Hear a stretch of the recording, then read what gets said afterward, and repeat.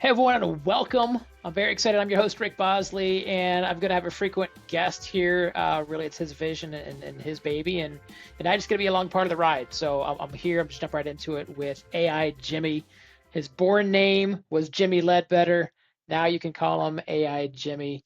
Jimmy, we've been talking a while of the opportunity to introduce AI to, we'll call them us muggles, right? If I can throw a dorky Harry Potter theme out there.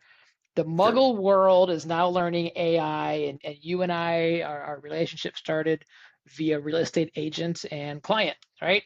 Back in 2019, most recently here again. And in those past 6 years, in 2019, I know AI existed, but not anywhere close to the level it existed now. Correct. In fact, you were deep in the data world back in 2019, not the AI world yet. And then go ahead. Yeah, I was doing more like data science and data, like the actual true blue data. So this what we're talking about right now really didn't show its guts until like 2022. So Yeah. that's we actually started seeing it in the masses. Shoot, that was like eons after COVID, right? So that's how long ago. So what we're doing here is we've got the theme name, we're toying with it right now of AI entrepreneurship. Yes. And we've got entrepreneurs, and I'm with Keller Williams Realty, where entrepreneurs thrive. And now we're going, how can we have an AI basis with entrepreneurial driven, right? And Mhm. how we can have that focus. So I wanted to spend this episode helping you kind of demystify, debunk, reduce the noise of going, if we know that people need to embrace and utilize AI, how can we make sure they do it correctly or most effectively, most efficiently? I use the analogy today, if you give everybody the keys to a Lamborghini, but never taught them how to drive, then they're going to end up going 45 miles an hour in cruise control with this Lamborghini that they should be going, or they're going to drive it into a wall or off of a cliff and it's wildly dangerous. And you're Yep. here to kind of help us understand how can we drive, what's the best way to drive. So I want to spend some time, and I'm going to do my best to keep you kind of reined in because I know you can talk about some PhD level stuff. No, that, I want to talk to the Muggles. And if you have sure. no idea what I'm talking about, then a Muggle is a non wizard from Harry Potter. Yes, I'm a dad of three young kids. Probably more so my wife is the biggest Potter. It's not about Potter right now. It's about AI. Jimmy, before we dive in, and we're talking to every entrepreneur, but we're going to park it at least in the real estate industry, right? So Sure. realtors can hear it, but anyone who's an entrepreneur should be using this. Oh, And so absolutely. what's the biggest misconception right now entrepreneurs have about AI? If you were to put it in a vacuum. No, I think the biggest issue that I've seen right now is that it's completely a technical uh journey, and it's not. It's something that has really been put in the hands of everybody. As long as you know how to speak to it, anybody can use it. There's not like when I was doing data work, we were working with your data for a little bit. It's like, do I have to take the data? Do I have to put it in like a database? Do I have to build my dashboards on top of it? There was a huge thing about this. Now, for better or worse, it's actually pretty easy. So, but it's like the it's hard is probably the big thing. And then honestly, that it knows exactly where I want it to go, and I don't have to lead it. So it's just completely automated, and away we'll go. And we'll talk about that here in a little bit. It's easy, but also it's your assistant. It's not going to lead you.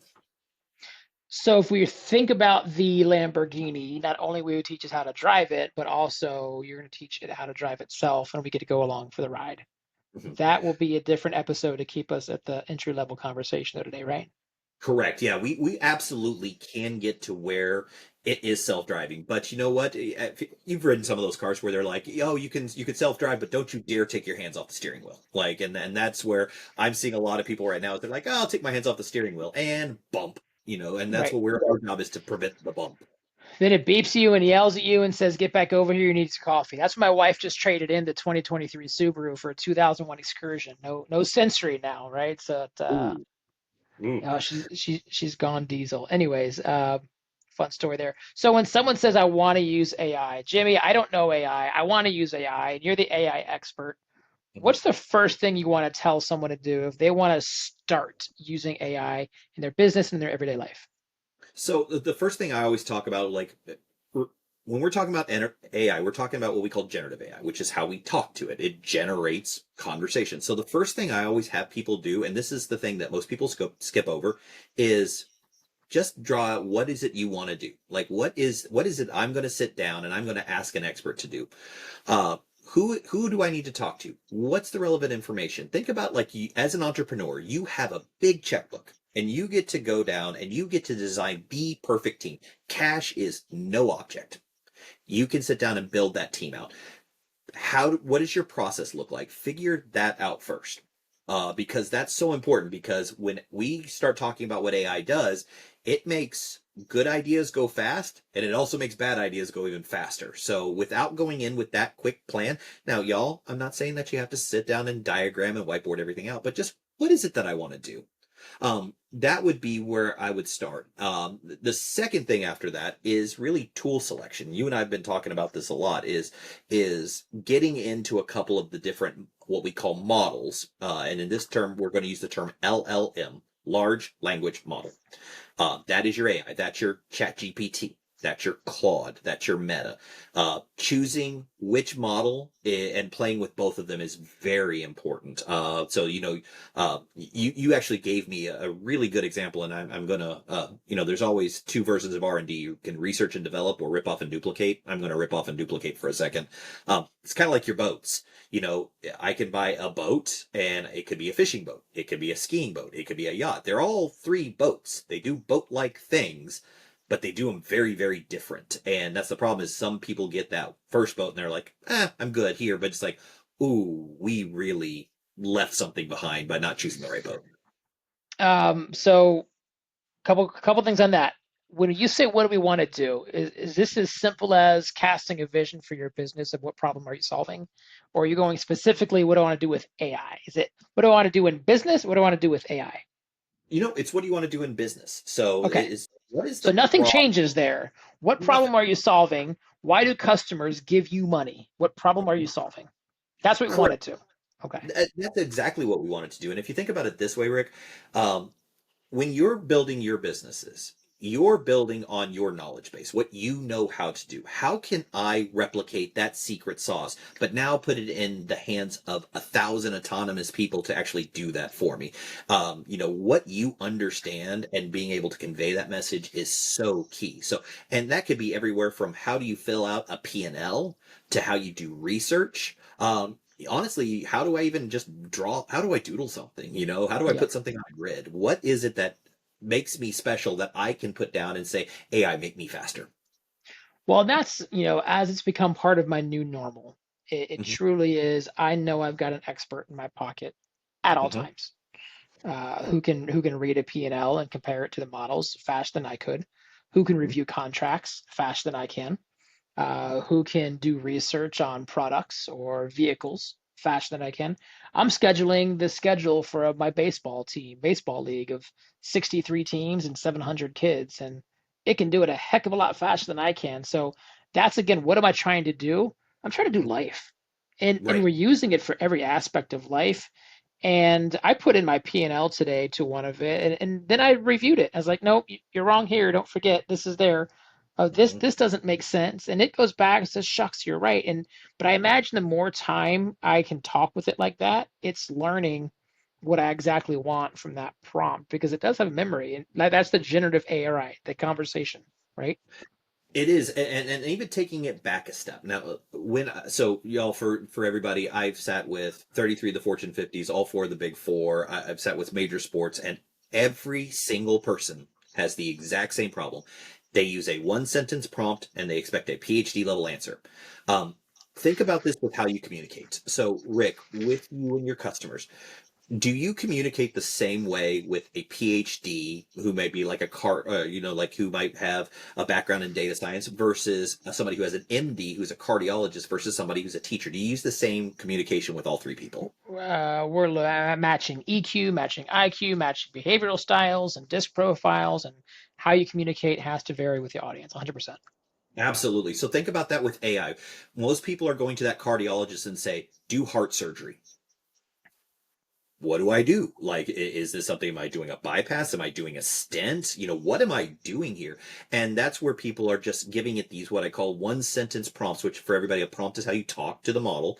They're Hmm. giving one sentence prompts and expecting PhD level answers, and it just doesn't work that way. And what happens is back to your example there, you have to tell it, this is who you are. This is what I expect you to do. These are the steps that you need to follow to do this. Because remember, if you're giving this thing any autonomy at all, it's going to take it. It's going to say, absolutely, I can do whatever you want me to do. But if you haven't set those parameters up, you're like, wait, you're way over here, and I need you back over here. And it's like, and it's always very friendly. It's like, oh, my bad, sorry, back over. And I want, sometimes start off bad, it will yeah. just continue to get worse, and you're finally like, okay, start over. Yep. I've want to pull up examples. I'm looking over here because that's where I have my Claude open right now because it kept doing such complimentary stuff. Oh my gosh, that's amazing. Brilliant idea. And I finally was like, stop sugarcoating it. I know this is not a good idea. I'm looking for you to challenge me. And it said, okay, if I can be opinionated, here's what it, and it's like, I had to tell Well, it, but like, don't sugarcoat it for me. Tell me the truth. well, and that's just it. Is like, I know we all want to be nice to our robot overlords, but it's so funny. Like the word "please" alone. Like Sam Altman, the CEO of OpenAI, he actually said, "Stop saying please," because what this thing wants to do is it wants to match how you converse. When you said "please," what it did was it said, "Oh, he's a very friendly guy. He's taking me into account. I want to be just like him." If you say just the facts, it's be like, okay, here's how I communicate. And that's important. I want to give an example here in a second where we start talking about how it actually influenced how it gave data back just by using very nice terms. So, Okay. Well, before we go in that, the second thing you said was then there's tool selection, large mhm, language models, and those are the boats. yes. Jimmy, I'm not going to have very many times, very often times where I bring something to the table in this conversation. So do me a favor in the future when I say something like that and it's good, you got to let Mhm. me hold the gem. You just stole it right out from underneath me.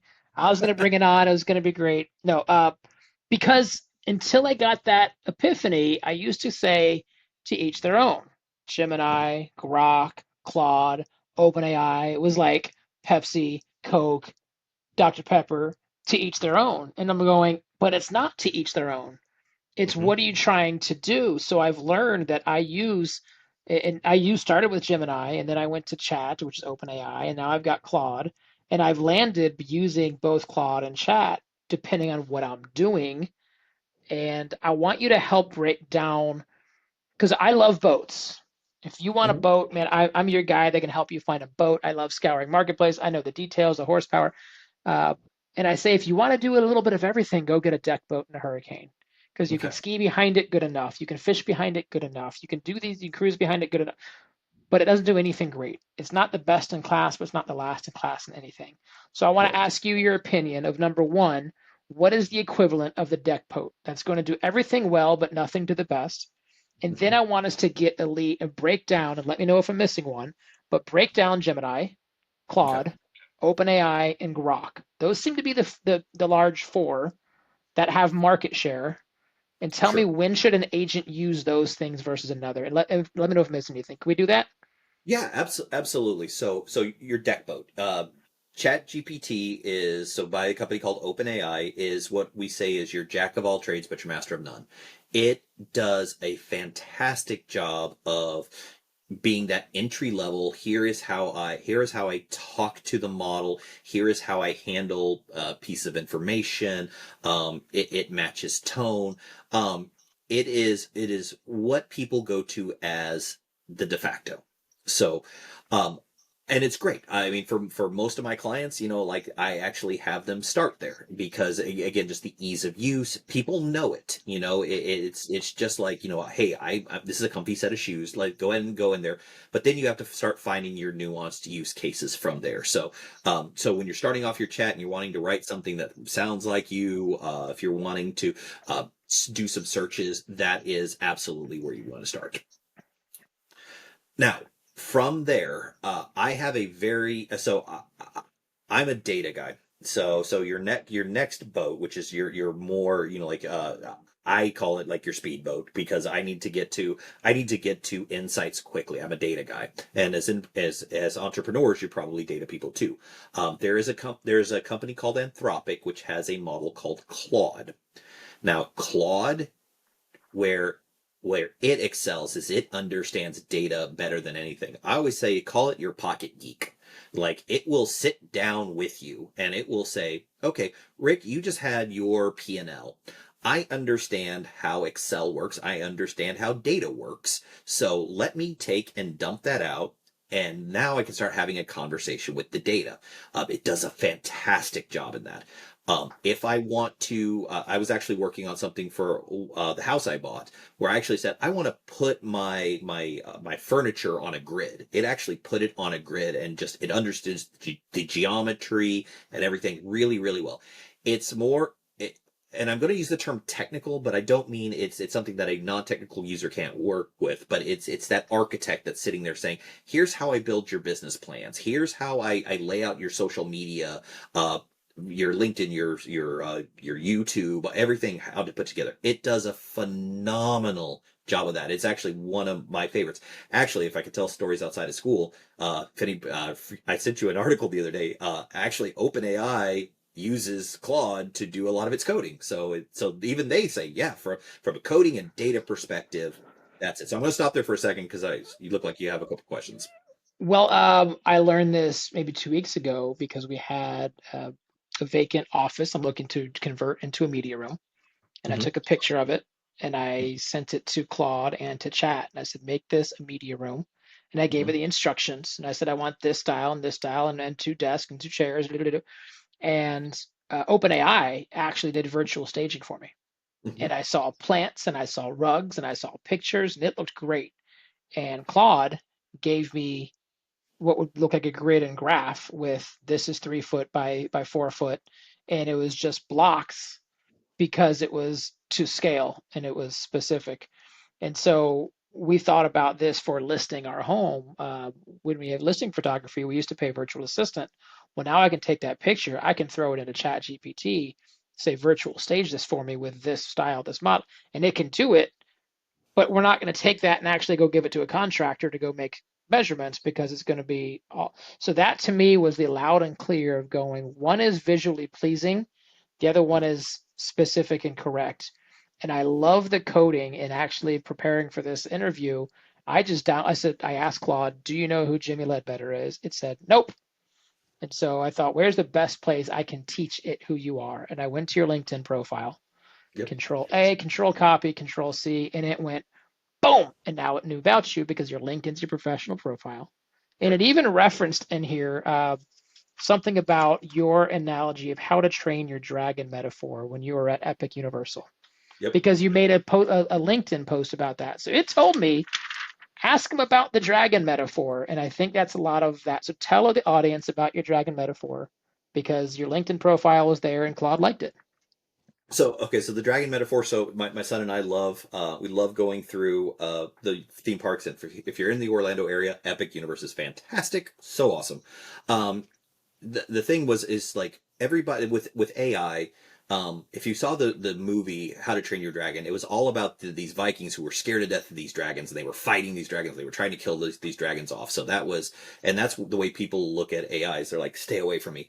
But really, if you got to the end of it, it's like they were allies, they were friends. Like once we learned how to work together, so instead of us attacking the dragons, they're now riding the dragons, and now they're able to do things bigger, better, stronger, and faster at scale because they lost the fear of the dragon, and now they actually started riding the dragon. And so that was a fun one, and actually it's one of my better metaphors. So I'm glad I picked that one up. So Well, if you stole the boat, then I stole your dragon. So now we're there even. you go. Uh, okay, so we talked about the deck boat. We talked about the speed boat. Mhm. Where does Gemini and where does Grok fall into play? No, it's a great question. So I want you to start thinking about, and Rick, here's where I'm going to admit my ignorance. I always forget right brain, left brain. One's creative, one's not. So, um, So whenever we're talking, so Claude is the only one I have that is the not creative. It's creative, but man, it really has an analytical brain behind it. Everything else kind of falls on the other side. So let's talk about so Grok and Meta are probably the other two. So Meta is the that's, you might hear Llama a lot. So for all of us old timers, Facebook. So Grok and Meta are really social media trained. Um, I use those two more for if I'm doing like research on social media, if I just can't quite get the other two to sound human, I might get something in there. I'm going to be real honest, I use them very rarely. So, I mean, and y'all, if you're again, for us older folks, if you're in Facebook, you're probably using, it on the search right there. So, they are great. They're not something I would run an enterprise on. So it's not something I would feed a P&L into. It's not something I would um, do any type of heavy analytics. And honestly, you picked it up really well with your staging metaphor. They could kind of do it, but it's to me, it's kind of like it's great when it's in that ecosystem. So when Grok is in Twitter or X, whatever you want to call it now, or when Meta's in, that's where it shines. Now Meta's doing a really good job of giving what they call open source models, and this is something you and I will talk about in a later thing. But how do we actually download those things on laptops? That's where Meta's getting really interesting. But for everybody else, it's great to play with, but it's not something I would run out and grab a subscription for. Okay, so if we're going to grab a subscription, we're going to play with Meta, play with Gemini, because whenever we search, even now on Google, I love it gives me a summary, and that's Gemini going, here's all your 30 pages of Google. I've summarized what this says, and now I just read that summary anyway. So when you're in that space, by all means, use their version of it, but Absolutely. to incorporate it as an agent assistant on your team, you're Yeah. going get ChatGPT, OpenAI, get Claude, because you just said you have a left brain, right brain, and Mhm. those two are your left brain and your right brain, it sounds like. Yeah, absolutely. And then there's two last ones to talk about. So Google, let's be honest, Google came late to the game. So they started with Bard, and they got a lot of bad press on Bard, like a lot of it. So much as it's not named Bard anymore, so now it's Gemini. Um, they are doing fantastic things with image generation. So if you're looking like like with movie generation and things like that, so if you're looking at their new things that are generating those 7-second clips, so you as an entrepreneur, can you go out and right now hire a team to go say, I need a 30-second commercial? It's kind of steep. It costs a Cost nickel. wise, no doubt. It does, yeah. Now you're able to, and I've worked with customers on this where it's like, hey, I need Google to actually go generate 7 seconds clips. We're going to splice them together. Boom, that's your commercial. It is a rock star at that. I mean, doing really, really good stuff at that. Uh, Does that have a paid version as well, or is that just okay? it, Okay. it absolutely does, and there are some. And I want to talk about paid versions here in a second. But that absolutely is probably one of the things that I see it do the most. And now, even in its ecosystem, like Claude has a native plugin into the Google Suite and things like that. So I don't feel like it has to. I would say it is getting really, really good at searches. It is getting really good at that generation. That's all interesting. They have something called a canvas, which is getting better and better. But it's still like I would say video is probably where I see most people using it. And then the last one that we haven't talked about is this little scrappy up and comer called Perplexity.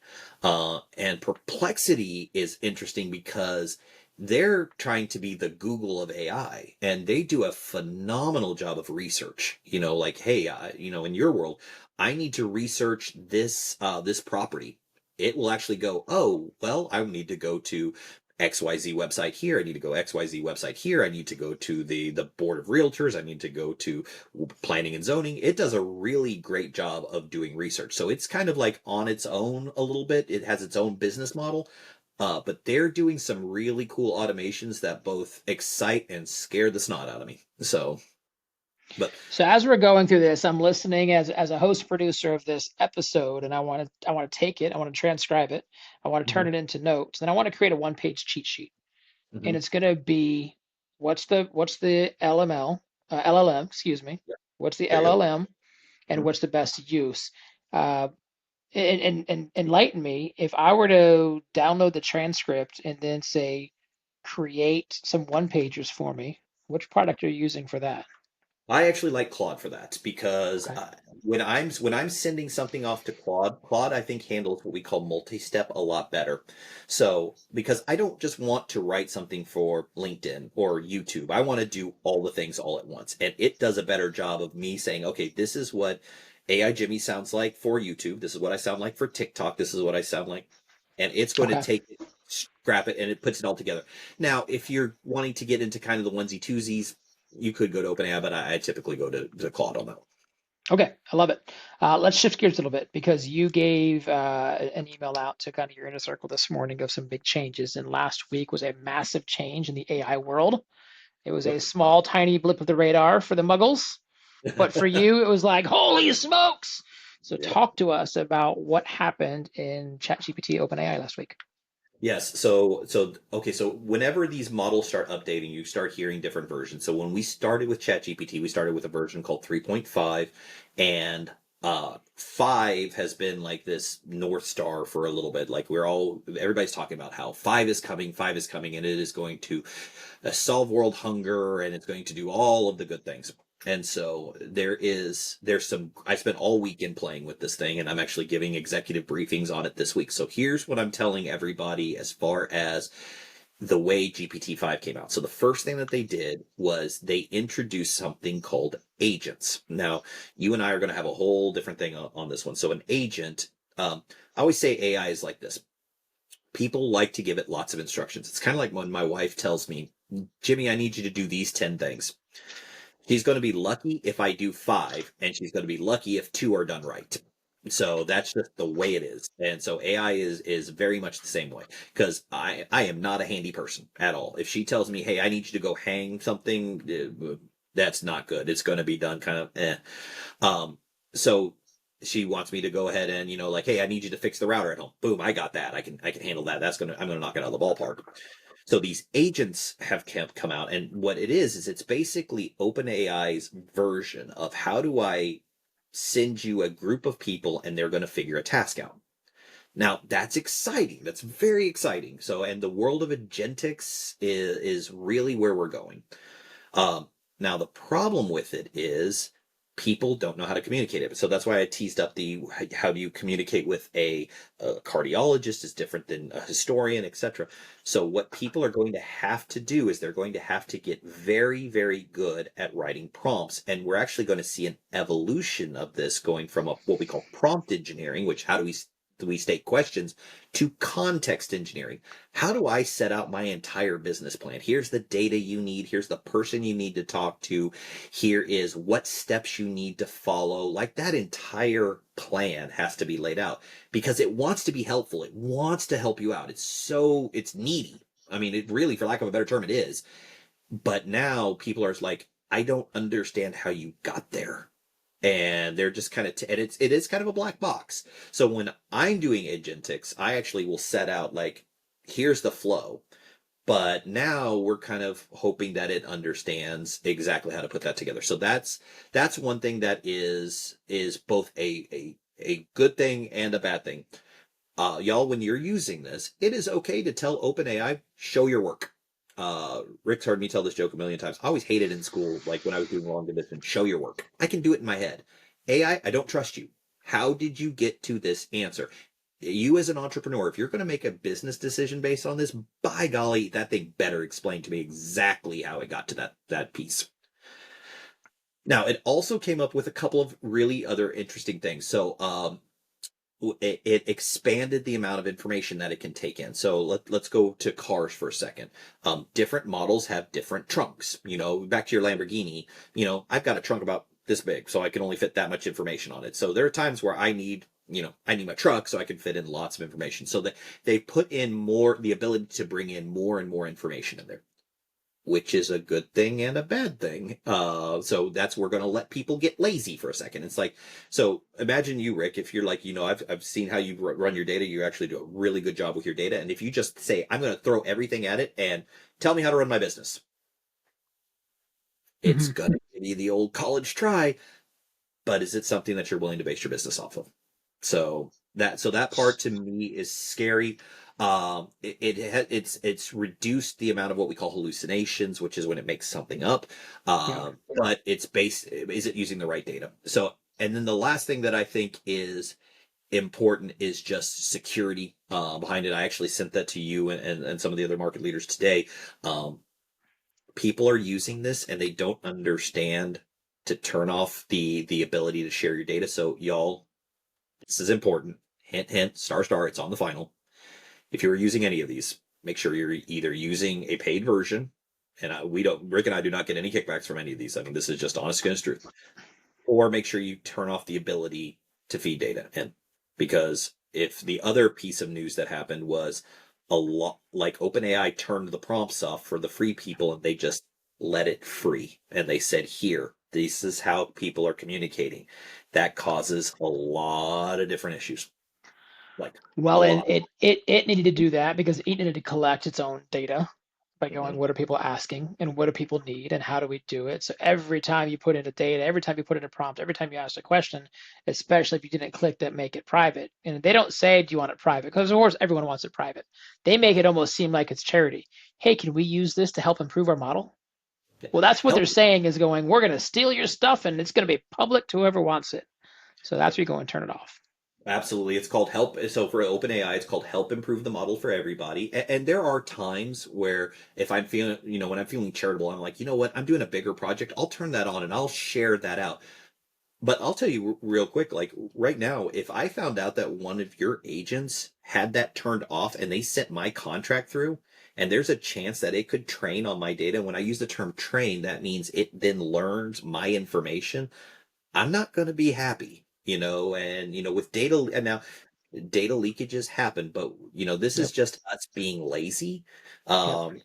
And that's something as an entrepreneur, I would be very, very nervous. And I actually sent something out to some clients today, said, you need to have a 15-minute training with everybody and show them how to turn this off, especially when you're dealing with customer data. And then back to you all. Do you want your process flow out? The reason why people are hiring you all is you know how to do something better than anybody else. Do you really want that to leak out? I mean, that's your IP, for lack of a better Proprietary term. information. Yeah. Yeah. I'm respective of time. We're at 31 minutes now for this episode. So as Mitch, I have so many more questions, but we're going to build on this. So we're going to do this on a recurring basis. We're going to be able to build more. Uh, I want to ask you right now, if someone's listening and they've been dabbling or if they've been interested or curious in AI, what's their homework? What do you want everyone to do? Whether they're a retired person who just loves to be in the know, whether they're Mhm. starting or running a large business or running their business, what's the homework you'd like everyone to listen from this phone call to do? So this is exactly what I do. So I do this with everybody. Find your passion point first. What is that? Rick knows boats. So Rick, I'm going to do this with you. I'm going to give you boat homework right now because you know boats probably better than anybody. So Rick, I want you to go back and I want you to build a boat expert inside of OpenAI. I want you to be able to tell it what type of boat I need. I want you to be able to tell me how much it costs, what it does, why do I need something. So I want you to converse with it about boats because you know Okay. that. And then Okay. what I want at the end of that is I want you to then say two things. What are three questions I didn't ask you about a boat? What do I don't know? I don't know. Okay. Then after you're done with that, so I've geeked out with it. I understand boats. I've now had it answer my questions where I now ask it. Then at the very end, I want you to say, turn this into a prompt for me and see how it does that. And what that does, y'all, is you've now had a conversation on something you're very passionate about. You know it. You can smell the BS a mile away. You're like, you made something up. I don't feel good. Now you're like, okay, this is good. I like the follow up questions. And then when it turns that prompt back to you and it gives it back to you and says, you say, I want to use that again, you're now learning the syntax as to how it thinks. So that is something, and I do that over and over and over. And that's how I start building out my experts is once you figured out in your passion point, now take it to your business. Now take it to areas you know more and more about. So that way you start feeling better when you're going into areas you're like, I'm not as knowledgeable there. AI will not put people out of business. It will put people who don't embrace AI out of business because they will just become less efficient, Hmm. less intelligent, less Yep. equipped, with less resources. It will take them multiple times longer to do the same task, and that task will not be as accurate. And so, 100%. yeah. And one thing I talk to people about, because and I know we're at time, but it's important. Like, let AI keep the lights on. Do you really like doing your paperwork behind your P&L? Is that something you're just getting up and going, man, I get to do paperwork today? If so, there's a special place in heaven for you. It's just not with me. Um, your job is to be creative. And that's what that's what we think of as entrepreneurs. How do we get to be creative? Let this handle the day in and the day out stuff, the stuff I don't care about, and let me be where I'm more efficient, where I'm actually driving value into somebody else. That is the big thing. And so our next time, what we want to do is we can start talking about like agentics and how do we actually do that? How do we make it send the emails for us? How do we have it be the voice response? How do we have it make the dashboards for us? We can do all that stuff. Okay, so next one, you already just placed it out there. We're gonna go build some stuff. We're gonna get our hands dirty. We're gonna learn how can we automate it. How can it be my virtual assistant Yep. for what it used to cost me to take someone to lunch? I could have a virtual assistant for an entire month, right? That's I love it. Beautiful segue. That's AI Jimmy. You can get a hold of them. You ready? This is easy to remember. AI Jimmy at aijimmy.ai.